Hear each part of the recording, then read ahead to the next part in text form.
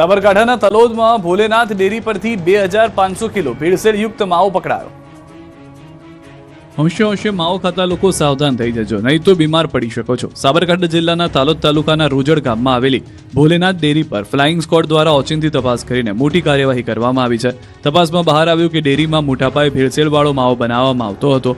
આ ઉપરાંત કોઈ પણ પ્રકારના જરૂરી લાયસન્સ વગર જ સ્વીટ બરફીનું ગેરકાયદે ઉત્પાદન પણ થતું હતું। ખુલ્લા માવા તથા બરફીના નમૂના લીધા। ડેરીમાંથી અંદાજે 5.10 લાખની કિંમતનો 2548 કિલો ભેળસેળયુક્ત માવાનો જથ્થો જપ્ત કરવામાં આવ્યો। તપાસ દરમિયાન ડેરીમાં અત્યંત ગંદકી જોવા મળી હતી। આવી ખરાબ પરિસ્થિતિમાં બનાવેલો અન્ય 550 કિલોગ્રામ માવો લોકોના સ્વાસ્થ્ય માટે ખૂબ જ હાનિકારક હોવાથી તેનો સ્થળ પર જ તાત્કાલિક નાશ કરવામાં આવ્યો। આરોગ્ય રાજ્યમંત્રીએ ચેતવણી આપી છે કે ગેરકાયદેસર પ્રવૃત્તિઓ કરનારાઓ સામે કડક કાર્યવાહી ચાલુ રહેશે।